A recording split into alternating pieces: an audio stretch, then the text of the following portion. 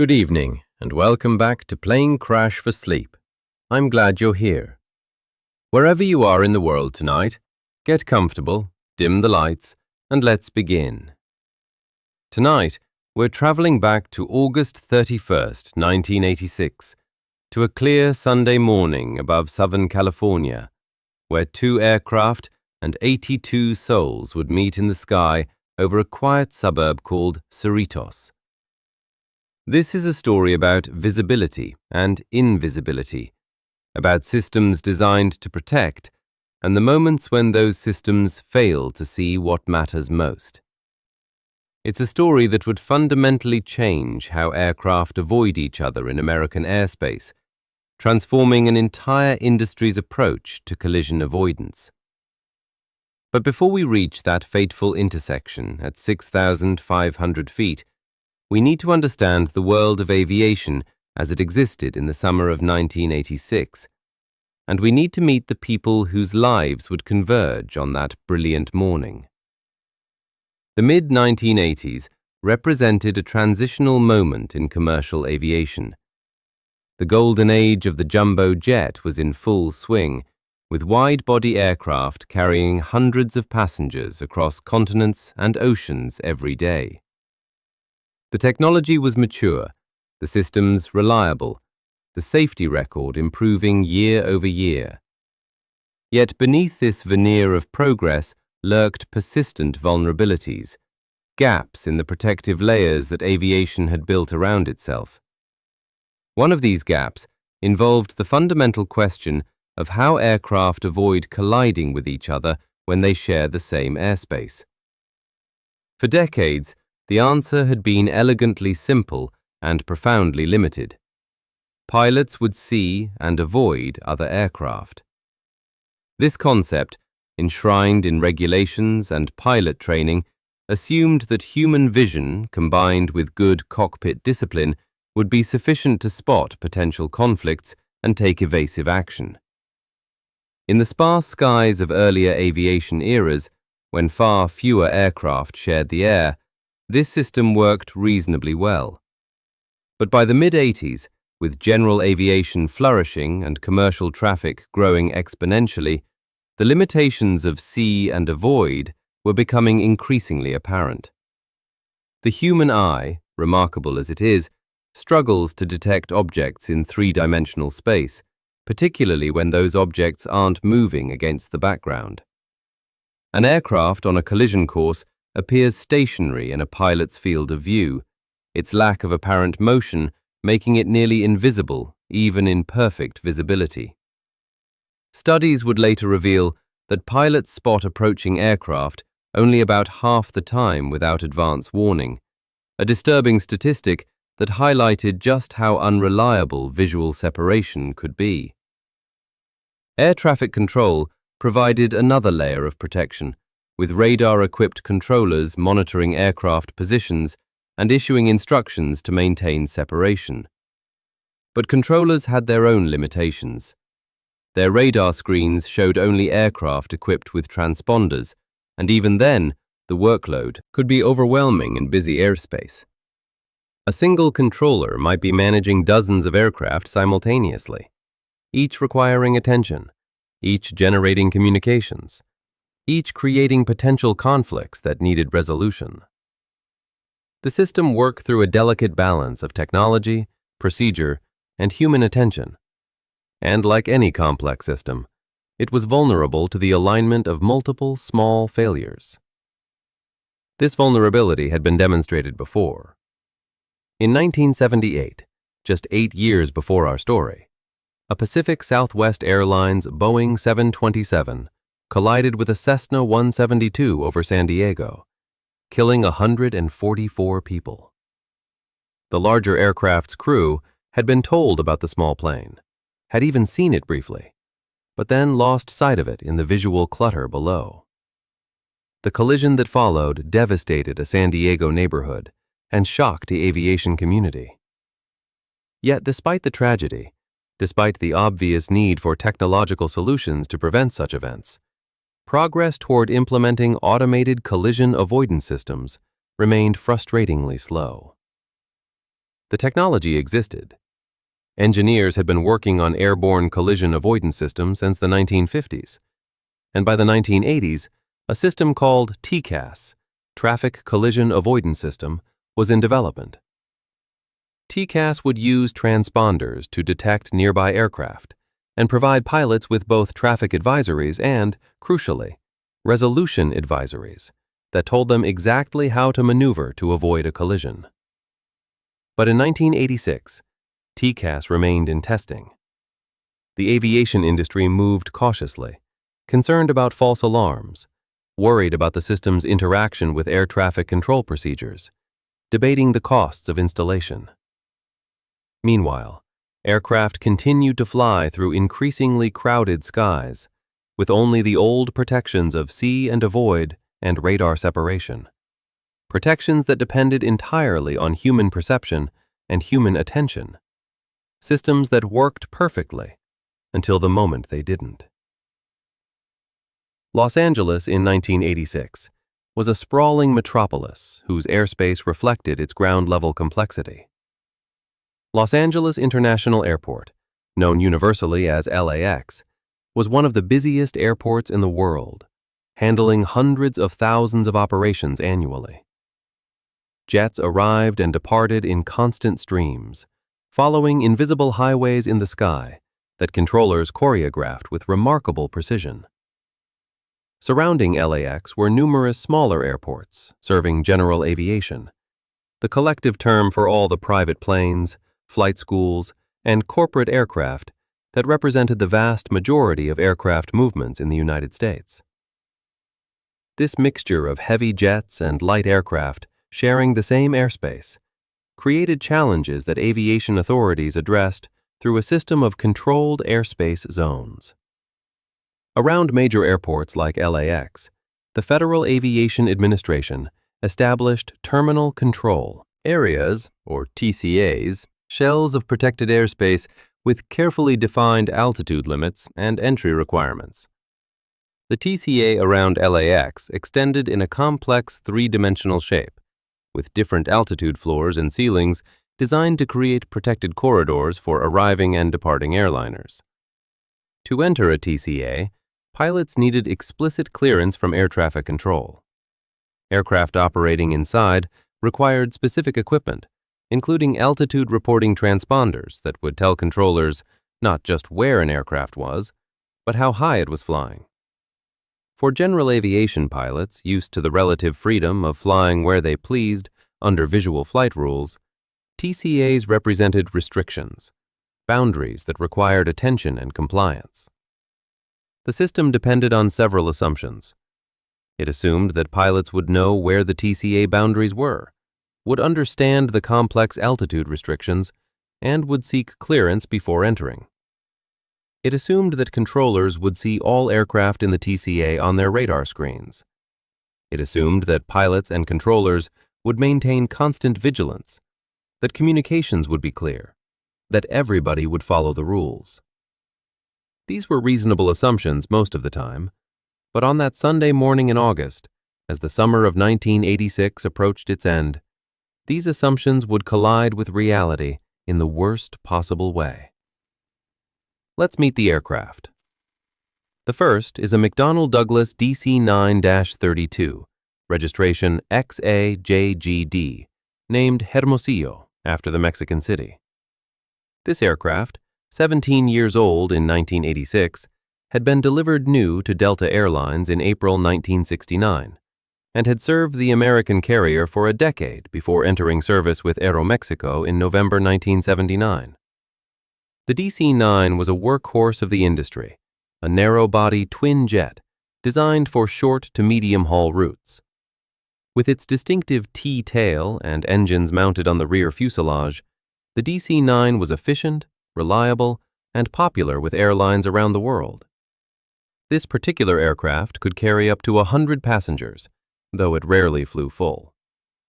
The DC-9's performance characteristics made it ideal for the kind of multi-stop routing that Aeroméxico was flying that morning, able to operate from smaller airports while still having the range and speed for international operations. The aircraft had accumulated thousands of flight hours, had undergone regular maintenance, and showed no signs of mechanical problems. It was, by every measure, a healthy airplane, operated by a professional airline with good safety standards. At the controls of Hermosillo that morning were two pilots who represented the range of experience found in any airline's cockpit. Captain Arturo Valdez Prom, 46 years old, had been flying for Aeroméxico since 1972. With over 10,000 total flight hours and more than 4,600 hours in the DC-9, he was exactly the kind of veteran you'd want in command of your flight. Airline captains at this level of experience have seen everything, handled every kind of weather, dealt with mechanical problems, navigated complex airspace, and developed the kind of judgment that only comes from years of making decisions in the cockpit. Captain Valdez knew the routes, knew the aircraft, knew the procedures. His first officer, 26-year-old Jose Hector Valencia, was at the other end of the experience spectrum, recently qualified with 1,463 total flight hours, of which 1,245 were in the DC-9. This pairing of experienced captain and less experienced first officer was standard practice in airlines, allowing newer pilots to build hours and expertise while working alongside veterans who could guide them through challenging situations. Both pilots wore corrective lenses as required by their medical certificates, a common requirement that in no way diminished their capabilities. The crew was rested, qualified, and professional. They were doing everything right. The second aircraft in our story presents a stark contrast. Piper PA-28181 Archer, registration N4891 Foxtrot, was a single-engine, four-seat light airplane, the kind of aircraft you might see at any small airport on any weekend. Built by Piper Aircraft Corporation in 1976, it bore the serial number 7790070. This particular Archer was owned by William Kenneth Kramer, a 53-year-old metallurgist who had recently relocated from Spokane, Washington, to take a position in Torrance, California. The Piper Archer represented a substantial segment of general aviation, reliable trainers and personal aircraft that allowed Americans to pursue the dream of private flight. With a cruising speed of around 120 knots and a service ceiling sufficient to cross mountain ranges, the Archer was capable enough for the kind of trip the Kramers had planned. It was equipped with standard instrumentation and a transponder that could broadcast its presence to radar, though this particular aircraft did not have Mode C capability, meaning its transponder could identify the aircraft but not report its altitude. This was perfectly legal in 1986 for the kind of flying the Kramers intended to do. The aircraft was well maintained and airworthy. There was nothing wrong with the airplane. William Kramer held a private pilot certificate with single-engine land privileges, having accumulated 231 total flight hours. He'd moved to Southern California only months earlier, having previously lived in Spokane. The relocation meant he was still familiarizing himself with the complex airspace structure around Los Angeles, still learning the landmarks and procedures that local pilots knew by heart. His medical certificate required corrective lenses, which he wore. On this Sunday morning, he would be flying with his wife of 30 years, Kathleen O'Connell Kramer, 51 years old, and their daughter Carolyn, 26, who was visiting. The family's destination was Big Bear City Airport, a mountain airport high in the San Bernardino Mountains east of Los Angeles, a popular destination for Southern California pilots who wanted to escape the heat of the lowlands and enjoy the clear mountain air. It was exactly the kind of flight that general aviation existed for, a family trip on a beautiful summer morning to a lovely destination. Before departure, Kramer filed a Visual Flight Rules flight plan with the Hawthorne Flight Service Station. This flight plan laid out his intended route and gave search and rescue teams a starting point if the aircraft failed to arrive. The route he filed would take him east from Torrance, keeping him south of the Los Angeles Terminal Control Area, following highways and landmarks to the mountains. It was a sensible route that respected the TCA boundaries. Filing the flight plan showed good pilot practice, attention to safety procedures, a desire to do things properly. But filing a flight plan and activating it are two different things. And on this morning, for reasons we'll never fully understand, Kramer's actual flight path would deviate significantly from his planned route. The morning of August 31st, 1986, dawned clear and perfect across Southern California. It was Labor Day weekend, that last celebration before summer yields to autumn, when families take final trips to beaches and mountains, when the weather seems to hang suspended in an endless present of blue skies and gentle warmth. The visibility that morning exceeded 14 miles, the sky unmarred by clouds, the air smooth and calm. Meteorologically, it was ideal flying weather, the kind of day when being a pilot feels like pure privilege, when the earth spreads below in miniature perfection, and the act of flight seems effortless and natural. At airports across the Los Angeles basin, aircraft were preparing for flight. Controllers arrived for their shifts, reviewing the traffic patterns and weather briefings, settling into their stations to begin managing the intricate ballet of aircraft movements through their sectors. It was Sunday, traditionally a lighter traffic day, though LAX never truly rested, its international operations continuing around the clock, its domestic flights beginning to build toward afternoon peaks. Aeroméxico Flight 498 had originated early that morning in Mexico City, beginning what would be a multi-stop journey northward along Mexico's west coast and then into the United States. The flight made scheduled stops in Guadalajara, Loreto, and finally Tijuana, just south of the U.S.-Mexico border. Each stop meant passengers departing and boarding, aircraft being serviced, fuel being added, a routine rhythm of regional airline operations. By the time Flight 498 departed Tijuana at 11:20 local time for the final leg to Los Angeles, the aircraft carried 58 passengers and 6 crew members, leaving it just over half full, a typical load for a Sunday morning regional flight. The passengers represented the usual cross-section of airline travel: business people returning from the weekend, tourists heading home, families visiting relatives, each person carrying their own private universe of hopes and plans and connections. They settled into their seats as the DC-9 climbed away from Tijuana, heading northwest toward Los Angeles, just 20 minutes of flight time away. The crew ran through their approach preparation procedures, reviewing the expected routing into LAX, checking weather, confirming their fuel and everything they'd need for a routine arrival. Miles to the south, at Zamperini Field in Torrance, William Kramer was conducting his own pre-flight preparations.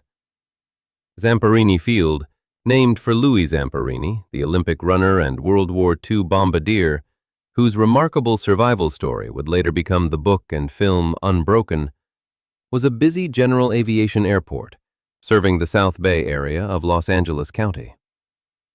On this Sunday morning, it would have been alive with activity. Flight instructors and students conducting training flights, pilots preparing for trips, the characteristic sounds of small aircraft engines starting and stopping, filling the air with their distinctive mechanical music. Kramer completed his walk-around inspection of the Piper Archer, checking fuel levels, control surfaces, looking for anything that might indicate a problem. He filed his flight plan with Hawthorne Flight Service Station, laying out the route he intended to follow to Big Bear. The filed route showed good planning, keeping him clear of the LAX terminal control area by remaining south of its boundaries. With his wife and daughter aboard, he started the engine, conducted his run-up checks, and at approximately 11:41, taxied out for departure. The tower cleared him for takeoff, and the little Piper lifted away from Torrance, climbing into the brilliant morning, turning eastbound toward the mountains that stood sharp and clear against the horizon. What happened next remains one of those mysteries that accident investigations can describe, but never fully explain. Instead of following his filed flight plan route, which would have kept him south and clear of the TCA, Kramer's actual flight path took him northeast. The exact reasons for this deviation remain unclear. One theory, supported by investigators' analysis, suggests that Kramer was attempting to navigate using highways as ground references, a common practice in visual flight, but one requiring intimate familiarity with the local area. Los Angeles's freeway system, complex and occasionally counterintuitive, even to those driving on it, could easily confuse a pilot new to the area, trying to follow roads from the air. Another possibility involves simple disorientation in the featureless urban sprawl below, where neighborhoods blend into each other and landmarks are less obvious than they might seem from the ground. Or perhaps the beauty of the morning and the clear visibility of the mountains ahead drew him toward what seemed like a more direct path. Whatever the reason, as the Piper climbed eastbound, gaining altitude to eventually cross the mountains ahead, its path began taking it directly toward the southern boundary of the Los Angeles TCA. Meanwhile, Flight 498 was proceeding normally with its approach to LAX. At 11:44, having crossed into U.S. airspace, the flight contacted Coast Approach Control, an intermediate facility that managed aircraft transitioning between en route and terminal airspace. Coast Approach cleared them to continue their descent, passing the Seal Beach VOR navigation beacon at 7,000 feet, standard procedure for aircraft arriving from the south. At 11:47, Flight 498 was handed off to Los Angeles Approach Control, the facility that would manage their final approach and landing. The controller working their sector was a 35-year-old man named Walter White, an air traffic controller working the east approach position in the Los Angeles TRACON, or Terminal Radar Approach Control Facility. White was an experienced controller who had been managing aircraft for years, but on this particular morning his sector was busy and about to become busier in ways that would change his life forever. When White first saw Flight 498 appear on his radar scope, he began providing vectors, heading instructions that would guide the DC-9 onto the approach path for runway 25 left at LAX. The flight was cleared to descend to 6,000 feet and given a heading of 070 degrees, routine instructions that the crew acknowledged and followed. On White's radar screen, Flight 498 appeared as a clear target, a triangle symbol with its identifying information displayed alongside, exactly as it should. The DC-9 was operating under instrument flight rules, meaning White was responsible for maintaining separation between it and other IFR traffic in his airspace. Around this primary target, White's screen showed other aircraft, the constantly shifting pattern of traffic moving through this busy corner of the sky. Some aircraft were under his control, speaking with him on his assigned frequency. Others were VFR traffic, aircraft flying under visual flight rules, showing up as targets on his radar, but not necessarily in contact with him. These VFR targets were common in the area, general aviation pilots transiting through or around the TCA, and White had to maintain awareness of them while managing his IFR traffic. At 11:49 and 47 seconds, something significant happened, though no one noticed it at the time. The Piper Archer, flown by William Kramer, crossed the southern boundary of the Los Angeles TCA. This unauthorized entry into controlled airspace happened without Kramer contacting Los Angeles Approach Control, without requesting clearance, without any indication that he realized he had entered airspace where he legally should not have been. The aircraft appeared on Walter White's radar screen as a primary return with a basic transponder code, showing that an aircraft was there but providing limited information. The Piper was squawking 1200, the standard transponder code for VFR traffic not under radar control.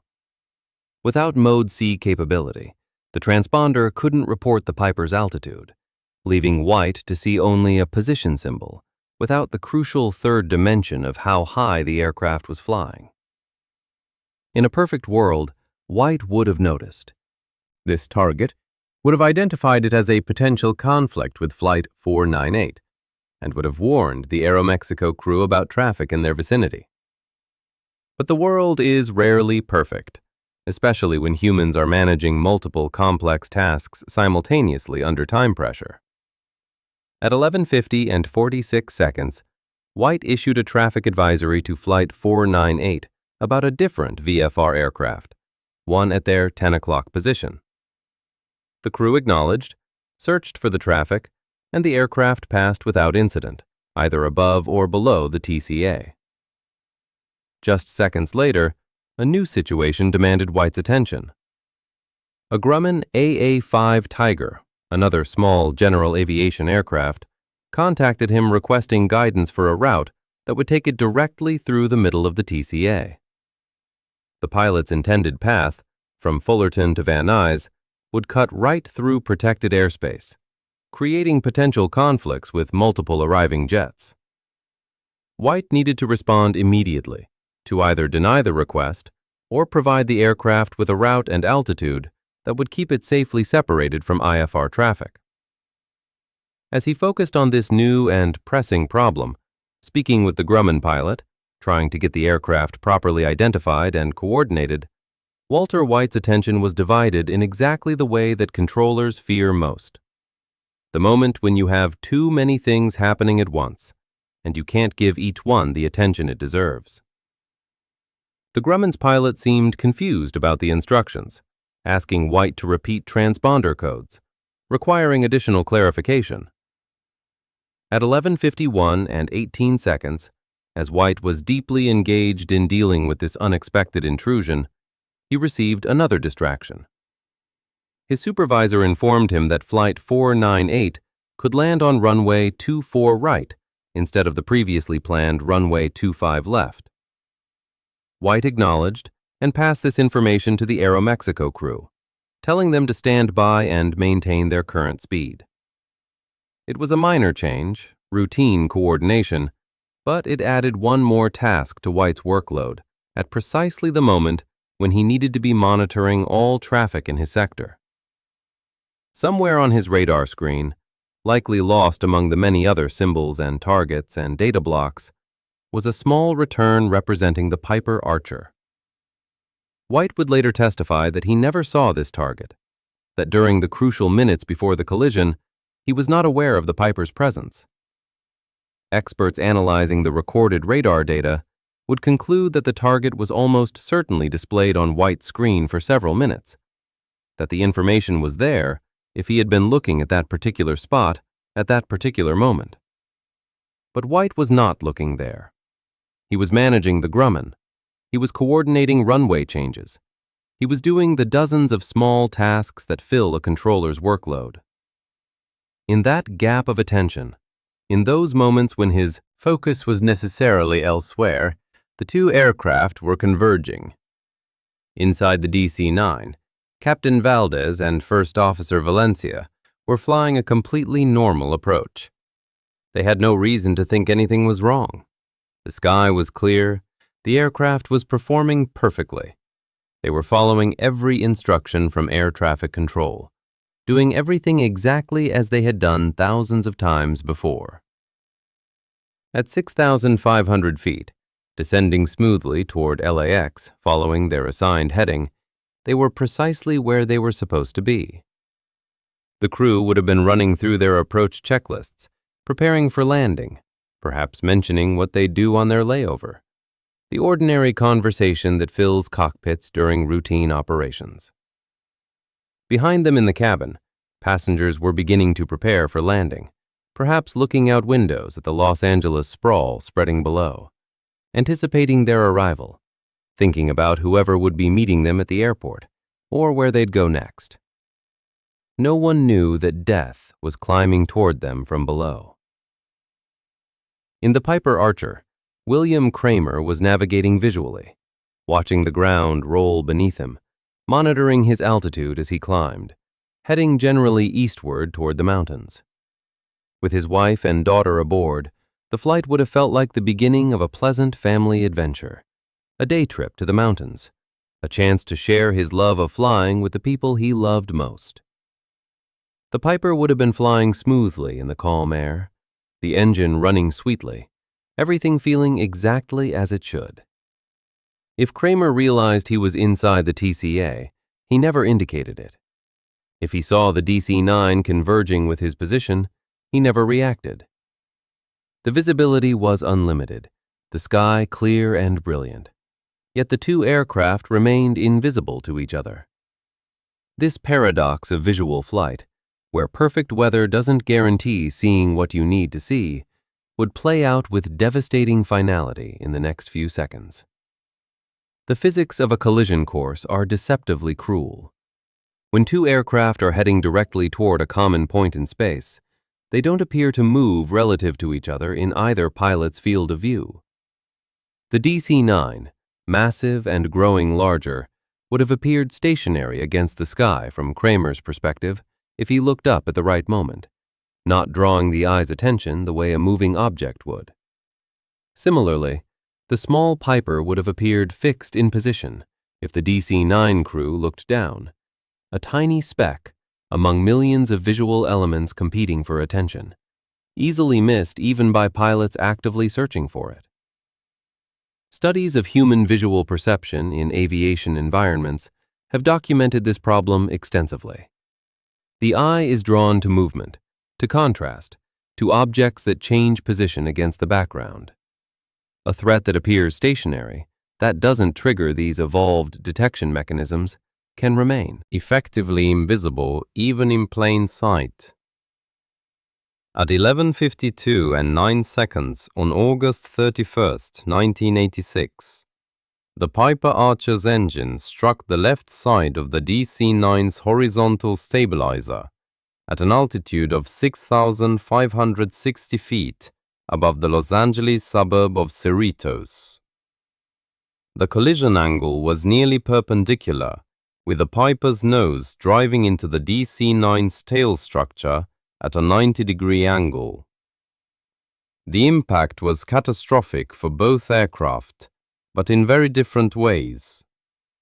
The Piper's engine, the heaviest and hardest component of the aircraft, punched into the DC-9's tail like a wrecking ball, shearing through the horizontal stabilizer attachment structure.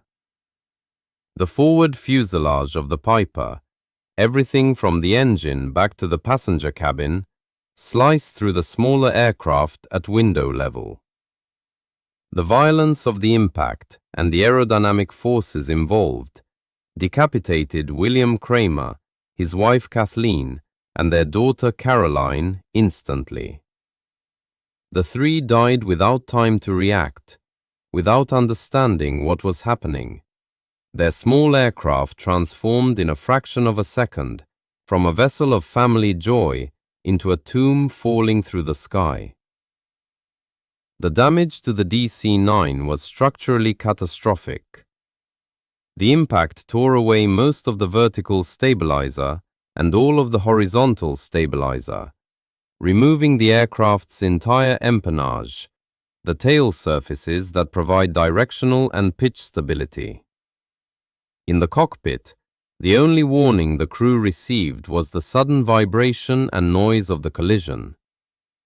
The cockpit voice recorder captured Captain Valdez's exclamation, an expletive followed by the words, "This can't be," a moment of comprehension that something impossible and terrible had just happened. But there was no time to process, no time to analyze, no time to attempt any recovery procedure.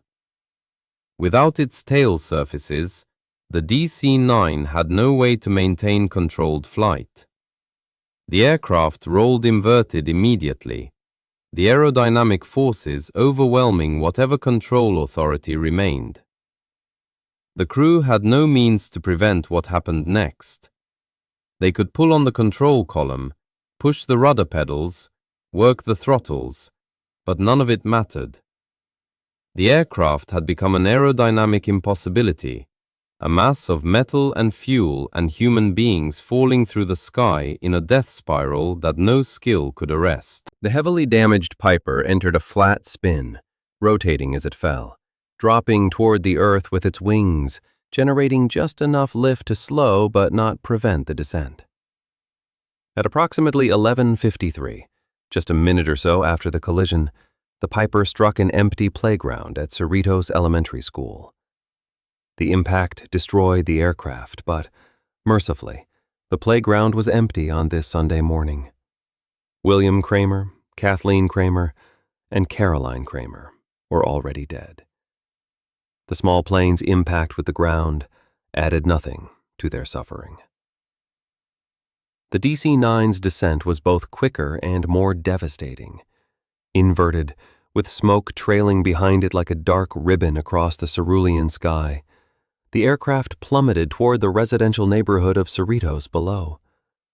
Witnesses on the ground describe seeing the aircraft falling from the sky, some hearing the sound of the engines, which continued to run despite the catastrophic structural failure, their thrust now forcing the aircraft downward rather than keeping it aloft.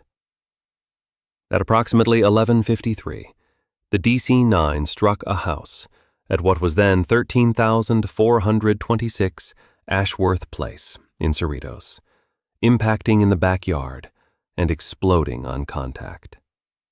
The explosion was massive, fed by thousands of pounds of jet fuel and the kinetic energy of 200,000 pounds of aircraft moving at high speed.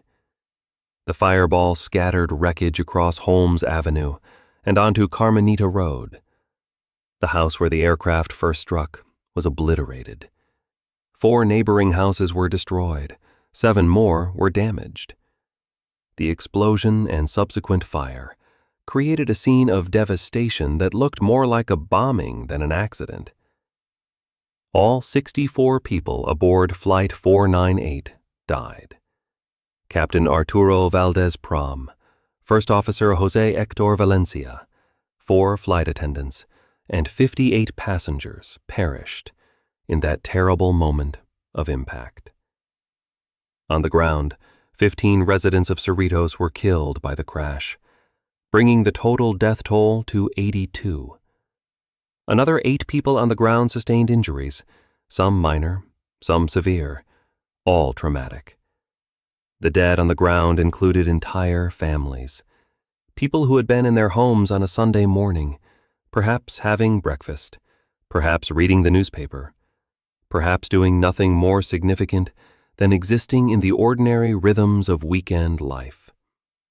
They had no warning, no chance to flee, no way to prepare for the horror falling from the sky. In an instant, their lives were erased, their homes destroyed, their families shattered. In the Los Angeles Tracon, Walter White watched in horror as the target representing Flight 498 disappeared from his radar screen. Controllers know that targets can be lost temporarily for technical reasons, but something about this disappearance felt wrong. White called up an inbound American Airlines MD-83, asking if they had Flight 498 in sight. The American crew responded that they could see a large smoke plume off to their left.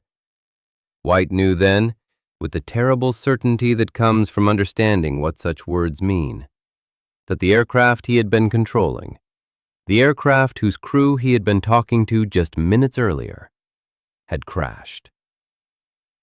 He would leave his position that afternoon in complete anguish, his career as a controller effectively over, even though he returned to work a month later, the trauma and shock making it impossible for him to perform the duties that had once been second nature.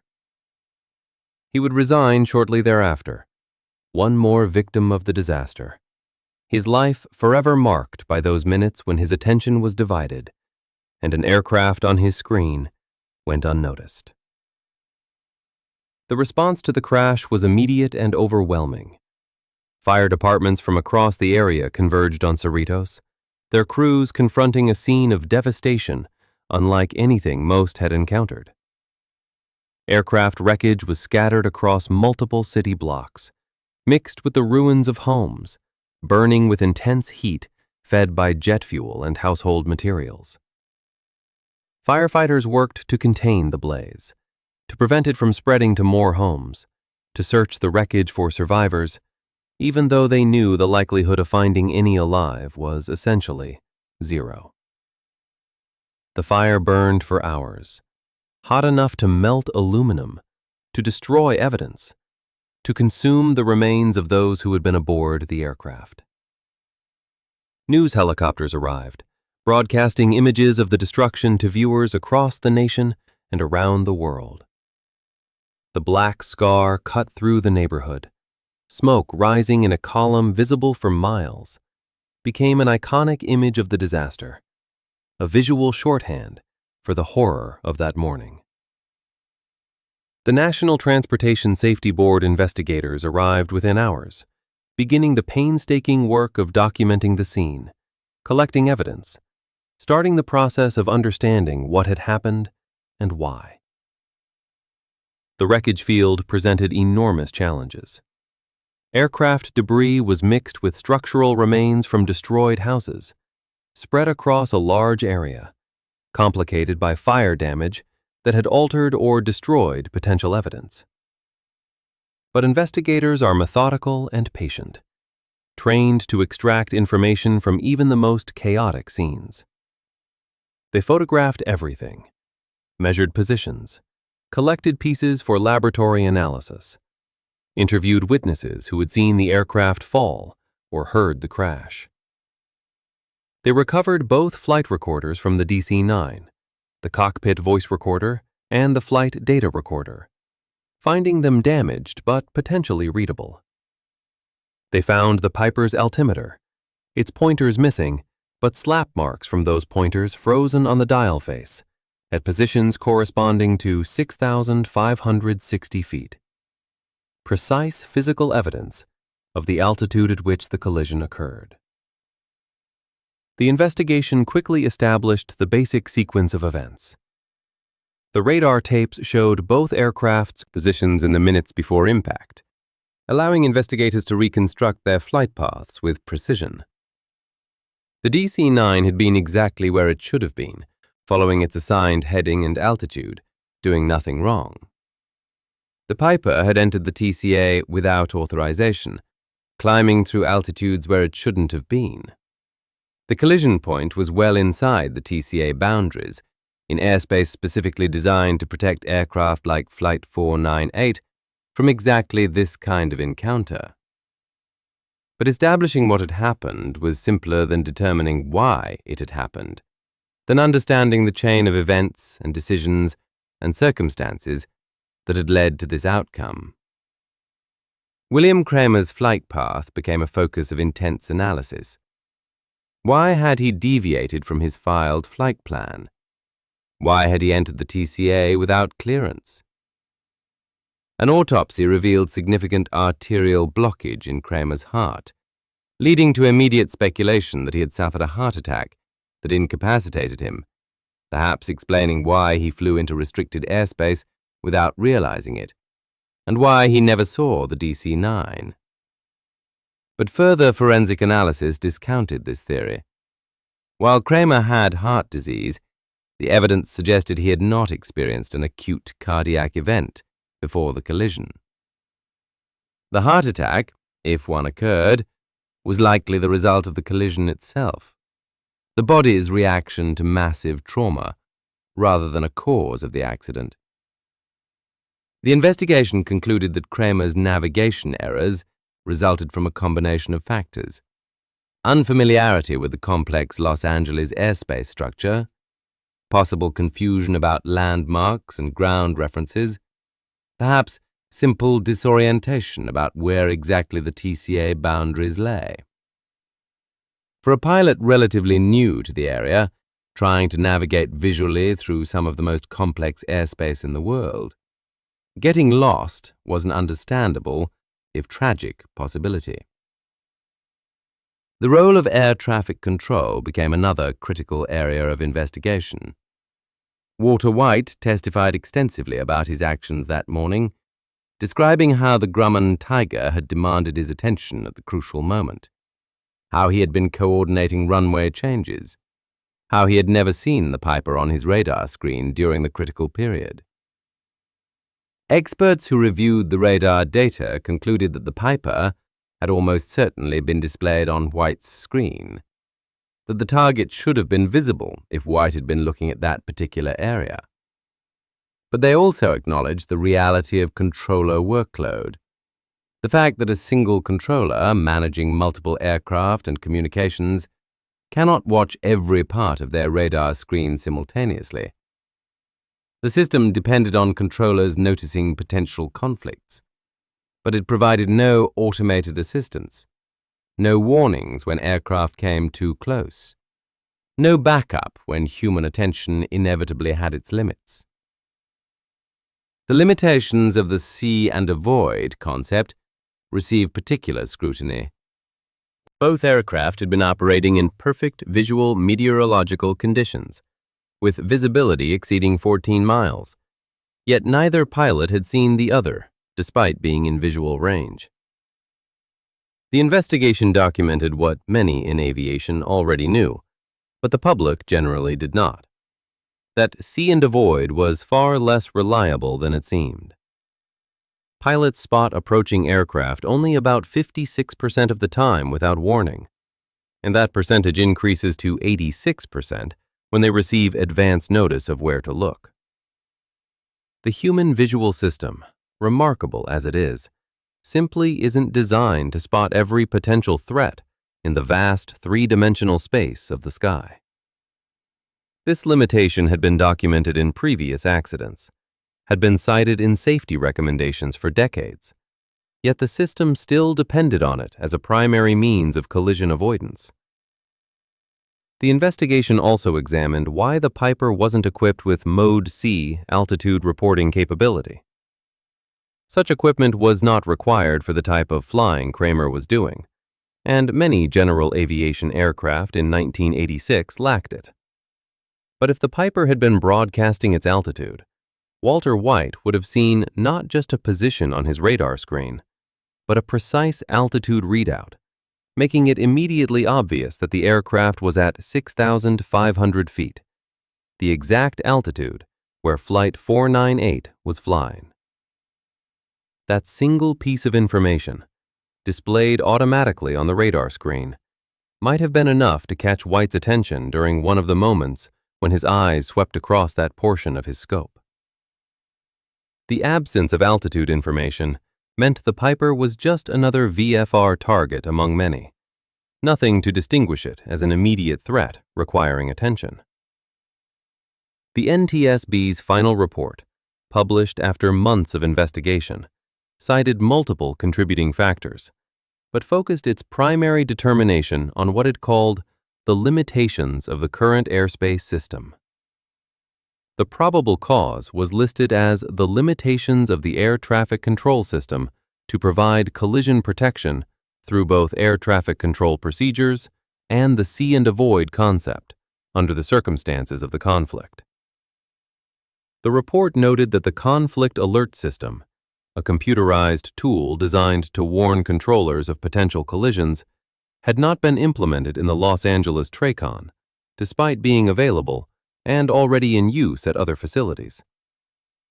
Had such a system been active, it would have alerted Walter White to the conflict between the two aircraft, providing him with advance warning that might have allowed him to issue a traffic advisory to Flight 498. Even if the DC-9 crew couldn't take evasive action in time, they would at least have known to look, would have had some chance of spotting the Piper and maneuvering away. The report also cited the inadequacy of see and avoid to ensure collision avoidance, the limitations of requiring pilots to spot other aircraft visually in increasingly crowded skies. It noted William Kramer's lack of familiarity with the Los Angeles airspace structure, his deviation from his filed flight plan, and his unauthorized entry into the TCA. But it stopped short of placing primary blame on Kramer, recognizing that pilot error was just one factor in a larger system failure. The report emphasized that the accident demonstrated the need for technological solutions to supplement human capabilities, for systems that could provide automated warnings when aircraft came dangerously close, regardless of whether pilots saw each other or controllers noticed the conflict. The aftermath of the Cerritos collision sent shockwaves through American aviation that continue to resonate decades later. Within days of the accident, the Federal Aviation Administration began implementing changes. The first and most immediate was the expansion of TCA dimensions and restrictions. If keeping aircraft out of protected airspace was critical to safety, then those protected areas needed to be larger and the restrictions more stringent. The FAA expanded the Los Angeles TCA and others around the country, creating additional protected zones with stricter entry requirements. They mandated Mode C altitude reporting transponders for all aircraft operating in or above TCAs, eliminating the information gap that had made the Piper invisible in the altitude dimension on Walter White's radar screen. This requirement meant that general aviation pilots would need to invest in equipment upgrades, but the safety benefit was considered essential enough to justify the cost. But the most significant change triggered by the Cerritos collision involved the implementation of Traffic Collision Avoidance System, TCAS. The technology had been in development for years, but progress toward mandating its installation had been frustratingly slow. Airlines complained about costs, engineers debated technical specifications, regulators worried about false alarms, and the interaction between TCAS advisories and air traffic control instructions. The Cerritos disaster cut through these debates with brutal clarity. Two aircraft had collided in clear weather in controlled airspace, despite the best efforts of the See and Avoid system and air traffic control. The need for technological backup was undeniable. In 1989, just 3 years after Cerritos, the FAA issued regulations requiring TCAS installation on most commercial airliners. By 1993, all airliners with more than 30 seats operating in U.S. airspace had to be equipped. The system worked by having aircraft interrogate each other's transponders, detecting when another aircraft was nearby and on a collision course. TCAS would provide traffic advisories, telling pilots that another aircraft was close, and if the threat became critical, it would issue resolution advisories, explicit commands telling one pilot to climb and the other to descend, creating vertical separation even if neither pilot had seen the other visually. TCAS was not perfect. Early versions generated false alarms that annoyed pilots and created their own safety hazards when crews maneuvered unnecessarily. The system had to be carefully calibrated to avoid nuisance alerts while still warning of genuine threats. Procedures had to be developed for how pilots should respond to TCAS advisories, particularly when those advisories conflicted with air traffic control instructions. This challenge would tragically manifest in another mid-air collision in 2002 over Überlingen, Germany, where conflicting instructions from TCAS and a controller contributed to a collision between a cargo aircraft and an airliner. But despite its limitations and the painful learning process involved in integrating it into aviation operations, TCAS has prevented numerous potential collisions in the decades since its implementation. Aircraft that would have hit each other now miss, because the system commands one to climb and the other to descend, creating separation automatically when human eyes and human controllers fail to notice the threat in time. The Cerritos collision also led to changes in air traffic control procedures and equipment. Conflict alert systems became standard in approach control facilities, providing controllers with automated warnings when aircraft under their control came too close. These systems analyze radar returns constantly, comparing aircraft positions and predicting future positions, alerting controllers to potential collisions before they become imminent. Like TCAS, conflict alert required careful tuning to balance sensitivity and specificity, to warn of genuine threats without creating so many nuisance alerts that controllers began ignoring them.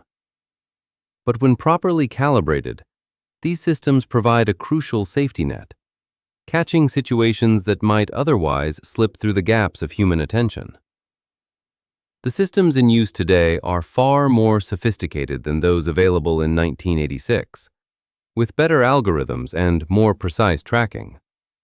But they all trace their mandatory implementation to the lessons learned over Cerritos. The investigation and its aftermath also focused attention on air traffic controller workload and staffing. Walter White had been managing a busy sector alone when the collision occurred, handling multiple aircraft and communications simultaneously. The investigation noted that controller workload was a factor in White's failure to notice the conflicting traffic. In response, the FAA reviewed staffing patterns and workload standards, though meaningful changes in this area proved more difficult to implement than technological solutions. Controllers continued to handle demanding workloads, particularly at busy facilities, though improvements in equipment and procedures provided better tools for managing traffic and detecting potential problems. For the families of those who died, no amount of regulatory change could provide meaningful comfort. People aboard the Aeroméxico flight, including the 3 crew members who had been doing everything right, died because of a collision they never saw coming and couldn't possibly have prevented. William Kramer, Kathleen Kramer, and Carolyn Kramer died instantly, their final moments of life spent in what should have been a joyful family flight. 15 residents of Cerritos died in their homes, victims of an aircraft falling from the sky with no warning, no chance to escape. Each of these 82 deaths represented a universe of loss, families destroyed, futures erased, the simple tragedy of lives cut short. The investigation could explain how it happened, could identify the factors that contributed, could recommend changes to prevent similar accidents, but it could not undo the loss or restore what had been taken. The neighborhood of Cerritos itself bore visible scars for years. The destroyed homes were eventually rebuilt, but property values in the affected area plummeted as potential buyers avoided houses that sat in what residents grimly called the impact zone. Survivors who had been present during the crash struggled with trauma, with memories of the explosion and fire, with the knowledge of how close they had come to being among the dead. The community held memorial services, erected monuments, tried to find ways to honor the victims while moving forward. But moving forward from such a disaster is never simple or complete. The event became part of the community's identity, a before and after moment that divided time into what life had been like and what it became after that terrible Sunday morning. Walter White's story became one of the accident's most poignant subplots. He had been an experienced controller doing his job to the best of his ability when multiple demands on his attention prevented him from noticing a developing collision. The investigation did not blame him personally, recognizing that the system's limitations, rather than individual failure, had created the conditions for disaster. But knowing intellectually that you weren't primarily at fault doesn't prevent the emotional devastation of losing an aircraft on your watch, of knowing that 64 people died while you were responsible for their separation from other traffic. White returned to work after the accident, but found himself unable to continue. The stress, the trauma, the simple impossibility of sitting at a radar scope after what had happened proved overwhelming. He resigned from the FAA. His career as a controller ended by an accident that the investigation attributed more to systemic failures than to his actions. In the years that followed, he became an advocate for air traffic control improvements, speaking about the need for better equipment and procedures, turning his tragedy into a push for the kinds of changes that might prevent future controllers from experiencing what he had endured. The Aeroméxico families filed lawsuits seeking damages, their losses, litigation that stretched across years and involved complex questions of liability and responsibility. The Kramer family estate faced claims arguing that William Kramer's unauthorized entry into the TCA and his failure to see and avoid the DC-9 constituted negligence that caused the collision.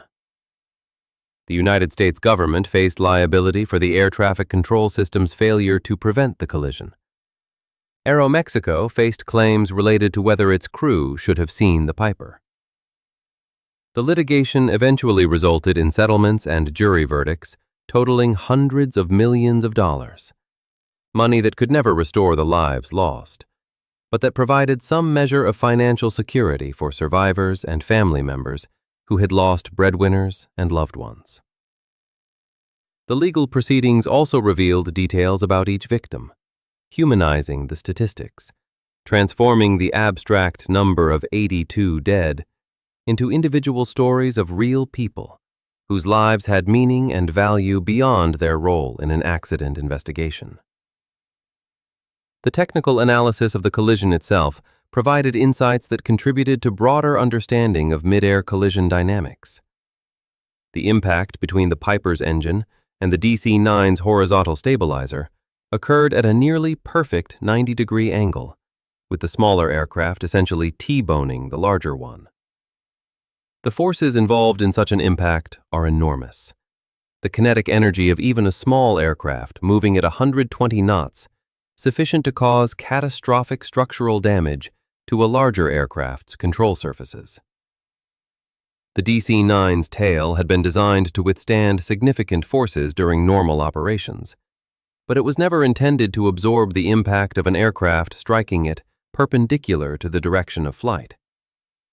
The entire empennage structure failed, tearing away from the fuselage and taking with it all pitch and yaw control. Investigators noted that no amount of pilot skill could have recovered from such damage. The aircraft became aerodynamically uncontrollable the instant the impact occurred.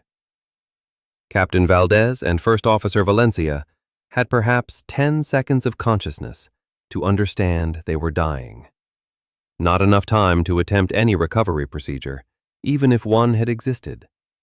Just enough time to know with terrible certainty that their aircraft was falling and nothing could stop it.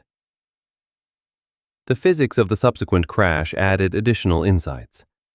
The DC-9 struck the ground inverted at high speed, the impact force estimated at well over 100 times the force of gravity. At such forces, the human body cannot survive, regardless of restraint systems or aircraft structure. Death for everyone aboard would have been instantaneous at the moment of ground impact, which at least meant that no one suffered during the fall. No one experienced the terror of those final seconds with awareness of what was coming. The fireball that erupted on impact was fed by thousands of gallons of jet fuel atomized by the crash, creating an explosion that consumed everything within its reach. The fire that followed burned at temperatures high enough to melt aluminum, to cremate human remains, to destroy much of the physical evidence that investigators needed to reconstruct events. But enough survived. Enough witnesses saw the aircraft fall. Enough documentation existed of the flight paths and communications that the investigation could piece together a comprehensive understanding of what had happened and why. The wreckage recovery process stretched across weeks. Every piece of identifiable aircraft structure was collected, documented, and analyzed.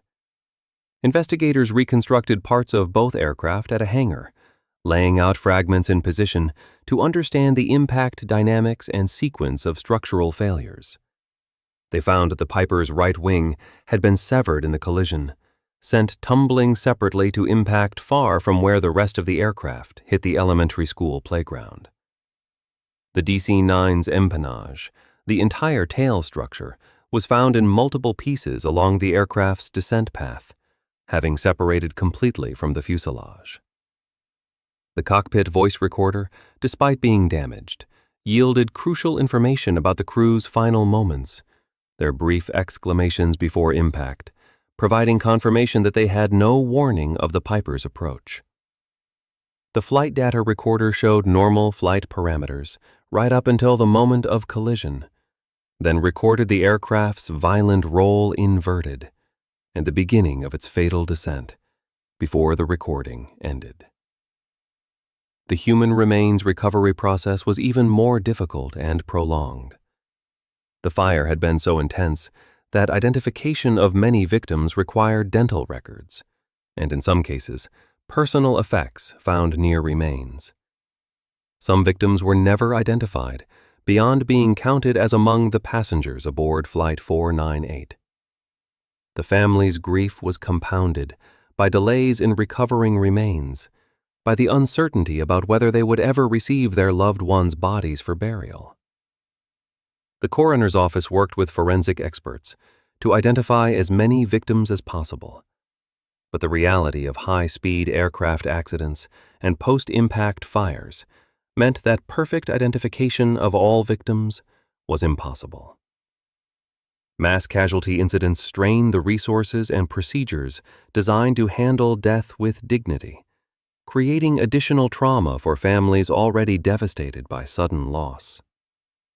In the months and years following the accident, aviation safety experts debated the broader implications.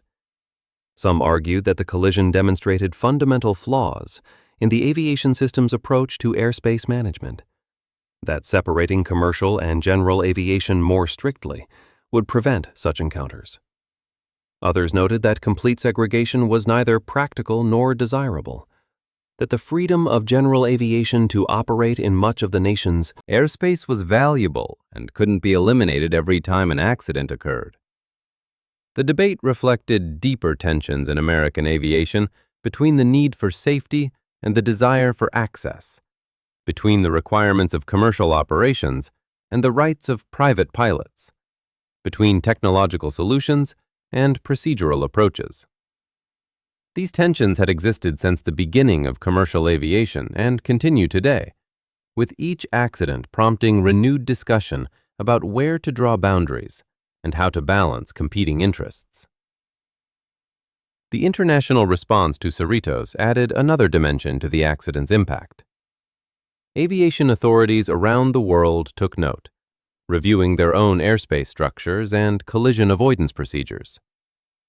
Some countries accelerated their own implementation of TCAS requirements. Others revised their terminal control area designs, expanding protected airspace around major airports. The International Civil Aviation Organization, which sets global aviation standards, incorporated lessons from Cerritos into its recommendations, pushing for worldwide adoption of collision avoidance technology. The accident became a case study in international aviation safety courses, an example of how system failures, rather than simple pilot error, often underlie major disasters. Students learning to be pilots, controllers, or aviation safety investigators studied the sequence of events, analyzed the contributing factors, discussed what could have been done differently. In this way, the accident continued to educate and inform decades after it occurred, each new generation of aviation professionals learning from the tragedy.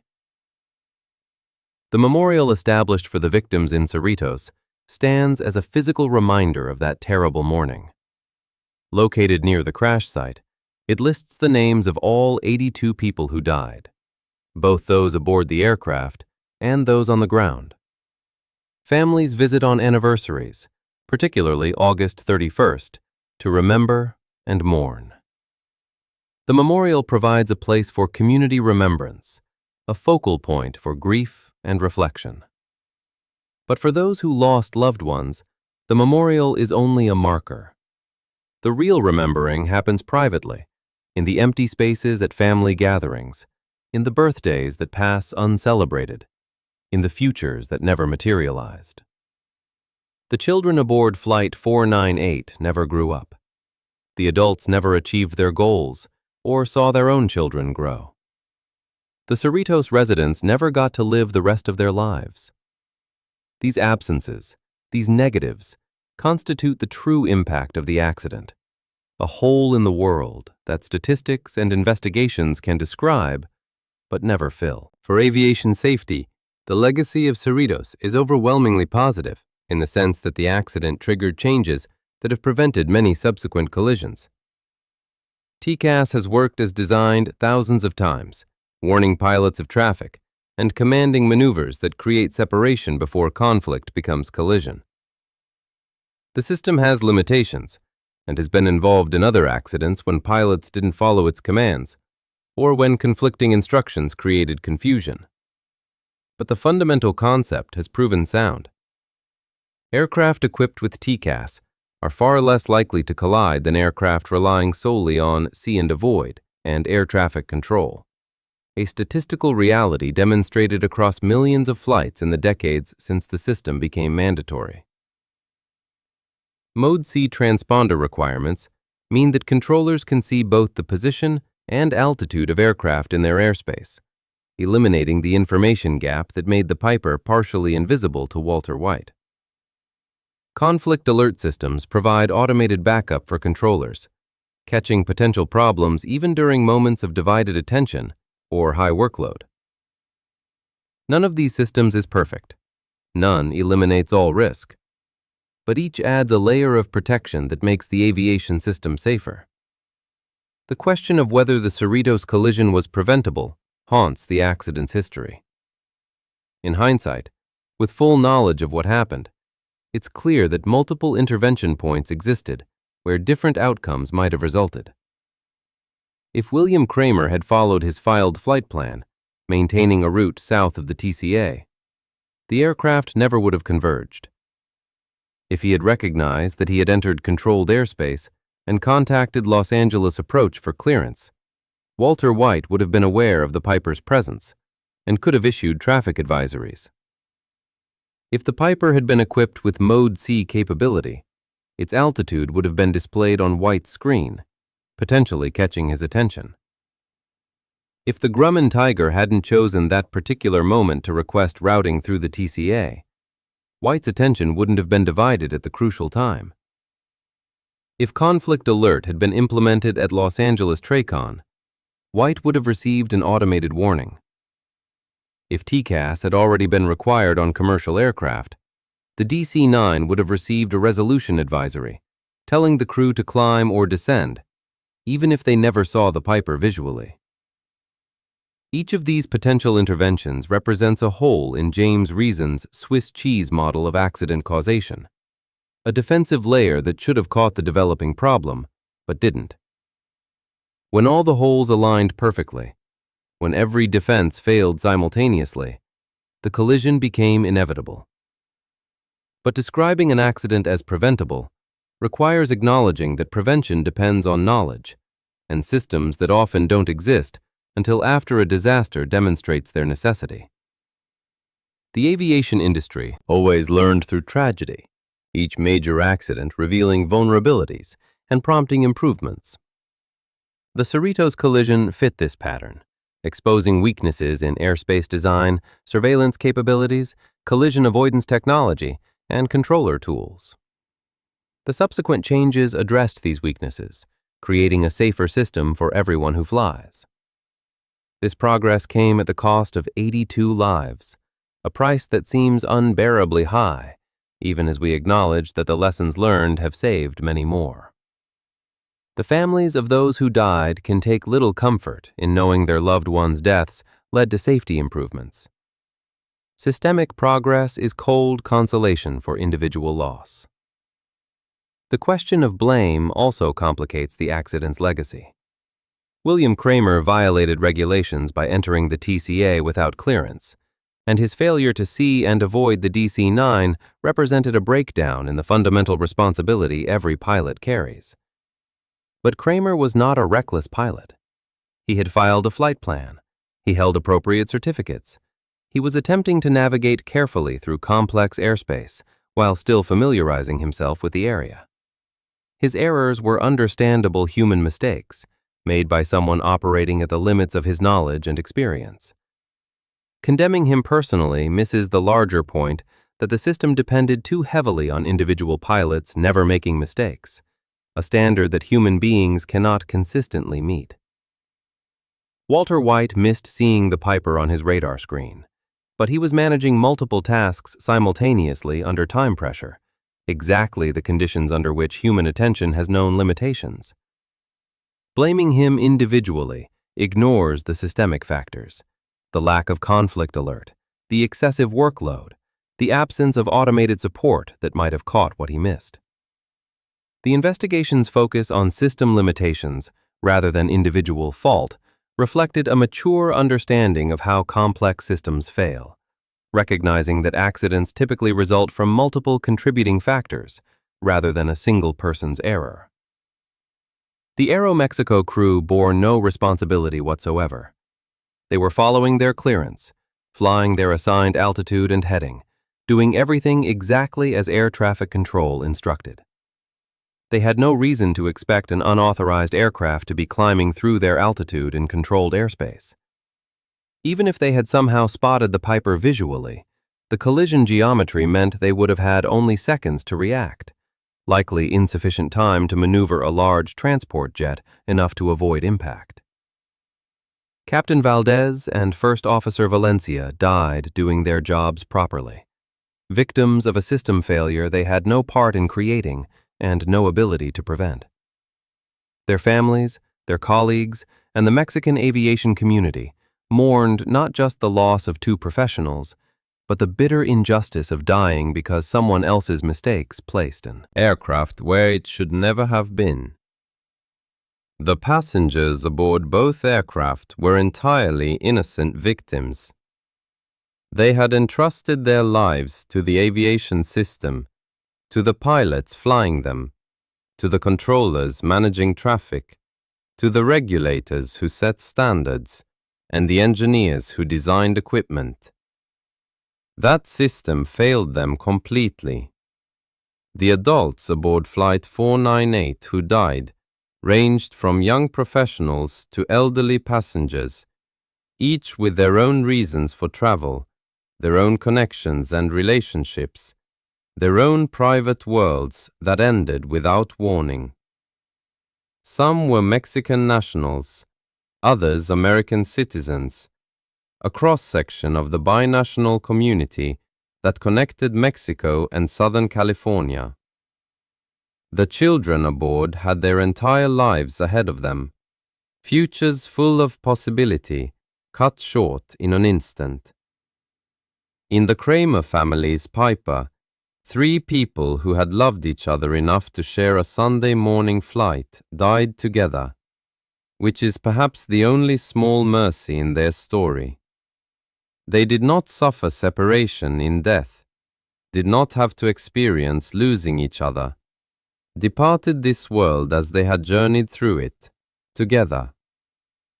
The residents of Cerritos who died on the ground that morning had even less connection to aviation than the passengers. They were not flying, not voluntarily accepting the minimal risks of air travel. They were simply at home when death fell from the sky.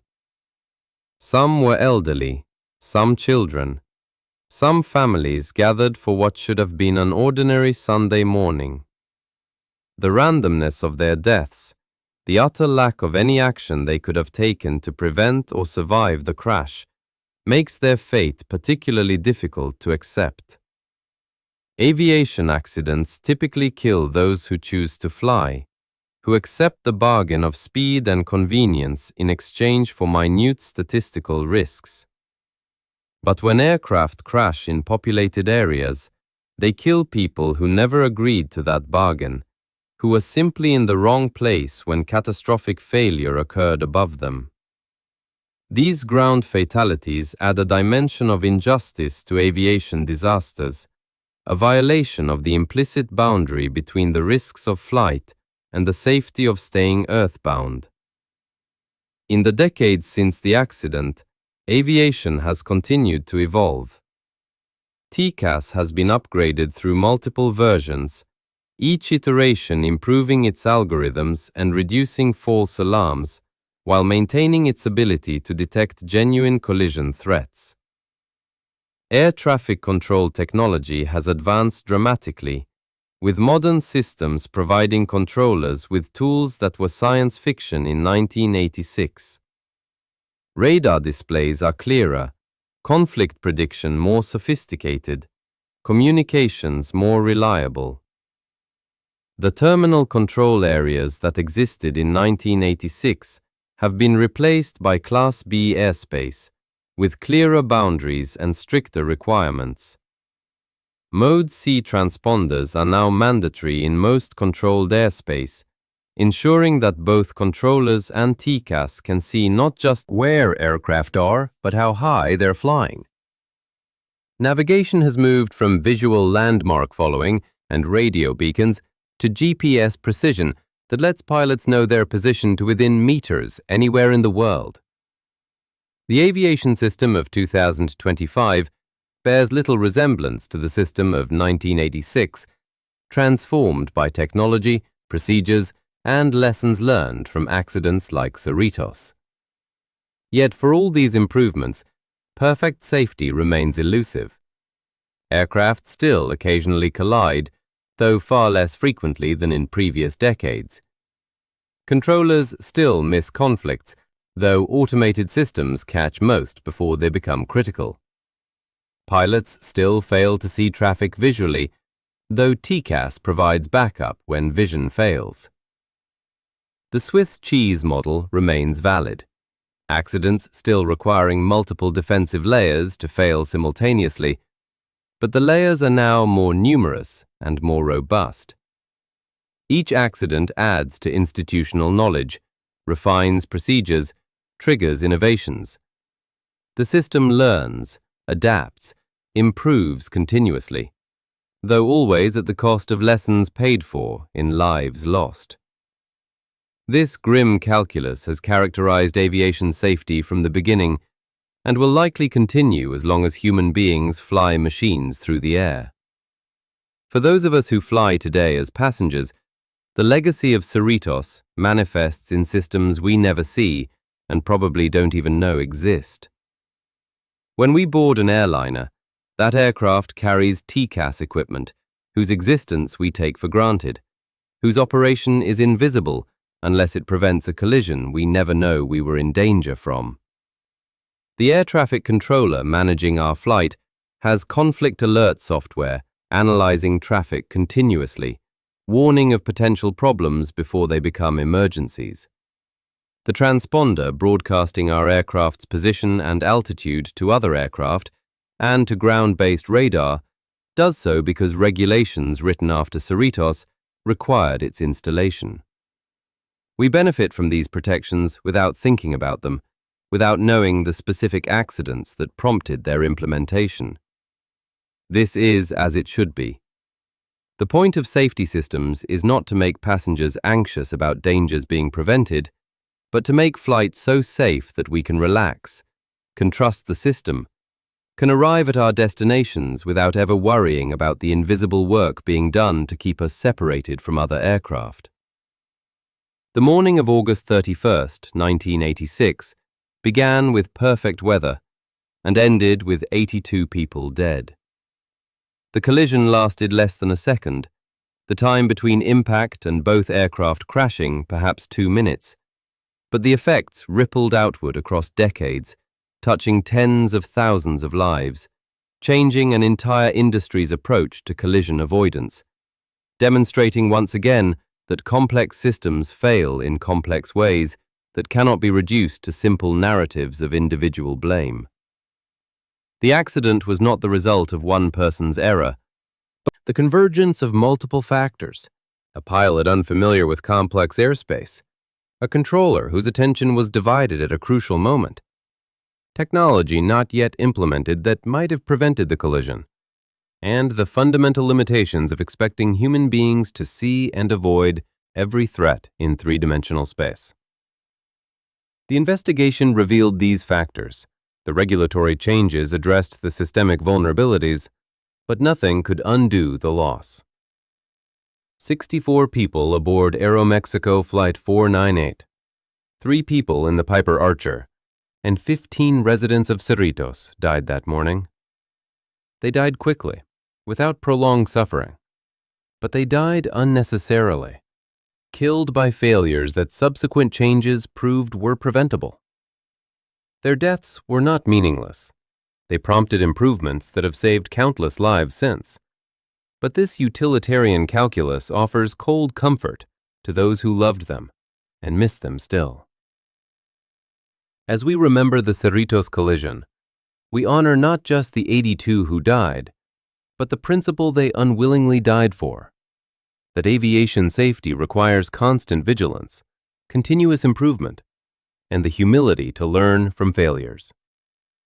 The industry they died in was imperfect, relying too heavily on human capabilities and too little on technological support. The industry we have now is better, safer, more robust, though still imperfect and still learning. Captain Arturo Valdez Prom and First Officer José Héctor Valencia, along with their crew and passengers, died doing nothing wrong, victims of a system that failed to protect them. William, Kathleen, and Caroline Kramer died on what should have been a beautiful family trip. Their small error in navigation, compounded by system limitations, into fatal consequences. The residents of Cerritos died in their homes, random victims of aerial catastrophe. All of them deserved better than they got, deserved a system with better protections, deserved to live the rest of their lives and see the futures they were planning. The lessons from Cerritos endure in the technology aboard every airliner, in the procedures controllers follow, in the regulations that govern airspace. When TCAS issues a resolution advisory and prevents a collision that no one aboard even knew was developing, when conflict alert warns a controller of converging traffic, when Mode C altitude reporting makes an aircraft visible in 3 dimensions rather than 2, the legacy of those 82 lives manifests in survival rather than tragedy. The voices on the cockpit voice recorder have been silent for nearly 40 years now. The radar traces frozen in archived data. The investigations complete. The lawsuits settled. But what they taught us still saves lives every single day. Good night, and safe travels.